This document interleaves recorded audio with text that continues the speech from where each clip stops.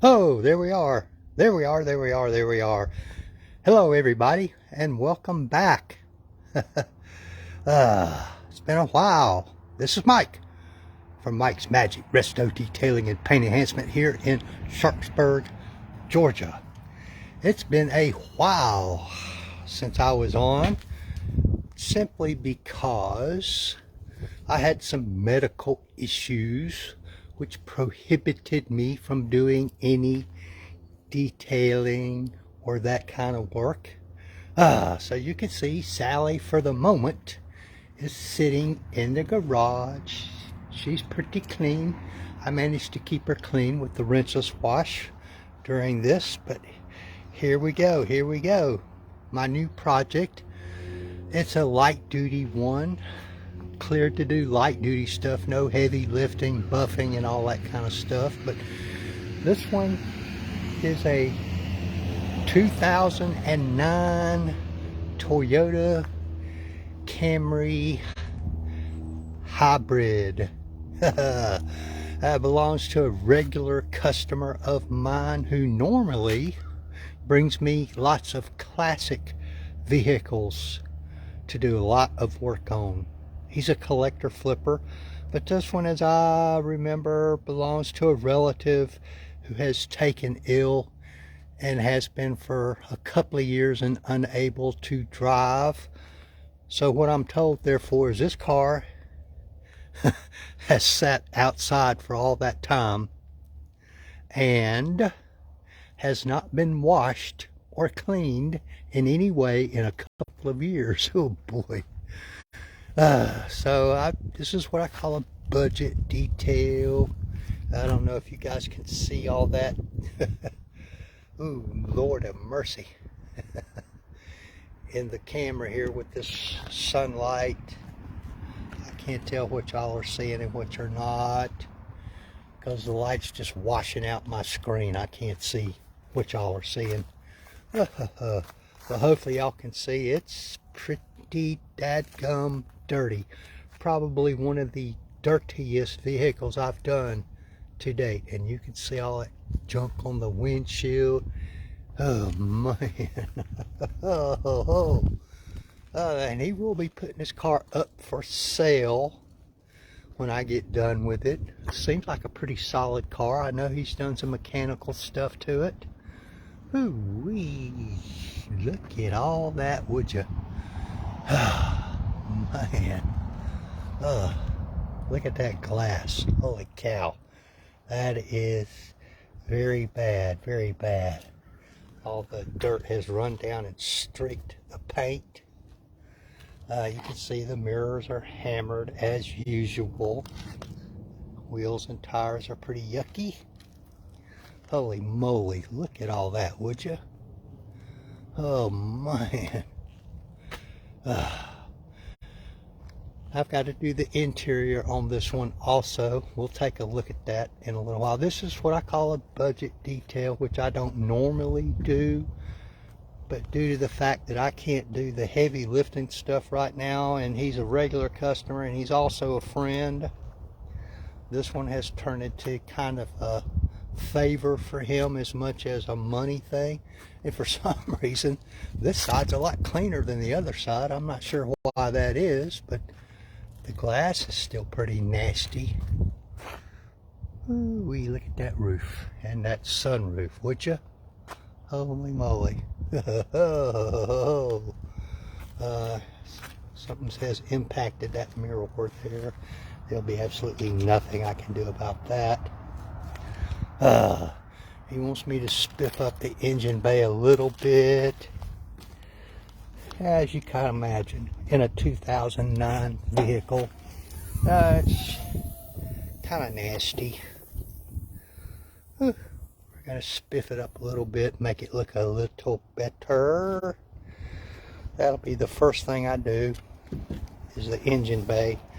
Because you don't want to wash the whole rest of the car and then start doing this and get all this crap all over your clean car. Hey, Miss Tina!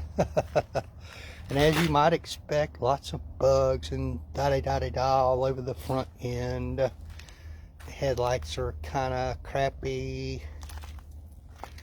Looking down low, that doesn't look too terrible. Ooh wee. And Miss Tina, here's one thing I hate, is these fender well linings or whatever you call them in the back. They're covered with that cloth stuff, which catches and traps everything. Very difficult to clean. Here's the interior. It's not terrible, but there is some grease and grime and what have you on the floor mats. A lot of trash, which I'll vacuum right out. The seats are in relatively good shape. I haven't checked yet to see if these are leather or pleather. They feel like leather. And that's pretty much the condition throughout.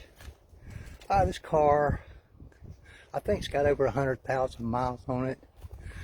And, you know, it's been driven, so it's, you know, car that age, to be expected.